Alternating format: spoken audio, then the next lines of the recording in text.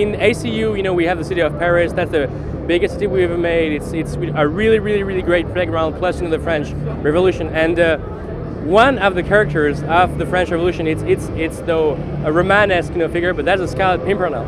So I won't say much because I don't want to have too many spoilers, but you have to know that in the side content we're making, we have lots and lots of stories. It's not just simple gameplay, it's really narrative driven, so the player will encounter stories throughout the whole city.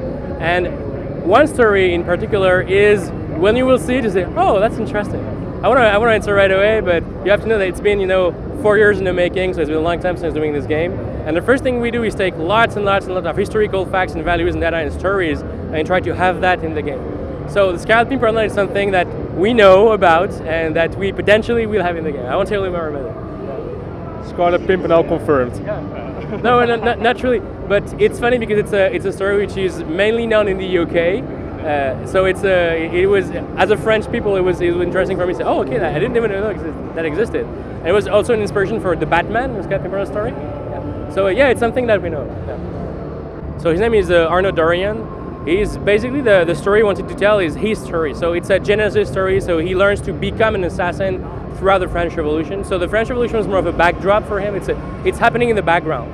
Many of the historical characters, he might encounter. We have Napoleon in game. We have Mirabeau, we have Robespierre, of course. He knows the Marquis de Sade, which is also a very interesting character to have during the French Revolution. But his story is really a personal struggle that he lives to become an assassin. And in a shared experience in co-op, it's also a story about the Brotherhood. So in Paris, you have the Assassins Brotherhood, and they're fighting against the Templars. The city hasn't changed that much. Of course, there are a few changes here and there, but it's definitely lots of landmarks that people will recognize. We have Notre Dame, we have the Sainte-Chapelle, we have the Pantheon, we have the Louvre, we have, of course, the river by itself. It's really recognizable. When you will see it, you will know it. It's really one of those places where we try really hard to be as accurate as we can be. Plus, we are a French company doing, a game about French history in the French capital, so there is that level of extra pressure added to the thing and make it as accurate as possible.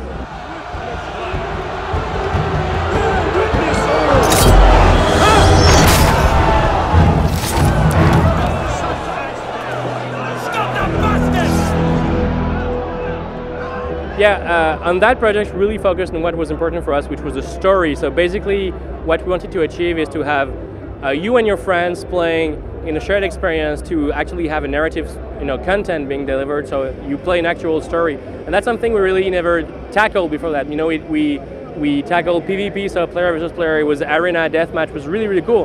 And it might be back in the franchise. It's just right now for AC Unity, we really wanted to focus on what was, how to deliver a story compelling that you can play with a friend. So basically you can join at any time your friends, so you can join their world, they can join your world. Everyone is playing as Arnaud and the other are playing as their own avatar, but you can customize Arnaud the way you want to, and it's going to be becoming your Arnaud. So basically you will see the others are other assassins, but they all be Arnaud on their own end of the screen. But the biggest thing that we can have in co-op is having that ability to join in and out at any moment without any friction, so it's really seamless. You can play when you want, you can drop the mission when you want, and this will not affect your experience at all. So we see the benefits of next gen in our game in many regards. I say there is graphics, but that's an easy one, to be honest. No, it's an easy one. But in the gameplay, it really shows for AI and crowd. We wanted to rework on the main pillars of the game, so we have improved stealth, improved navigation, improved fight. And to improve stealth, we also had to make a fight which was much harder. And the way to make fight interesting and compelling and with depth is also to have very good AI. And that's one of the things Next Gen allowed us, because we have so many AI on screen that can work together. So basically, in a fight right now, the enemies coordinate with each other and they know what you can do, they adapt your techniques. So it makes for a fight which is much more interesting and also much more deadly, to be honest. So all of this is in big part due to Next Gen. We wouldn't do that beforehand.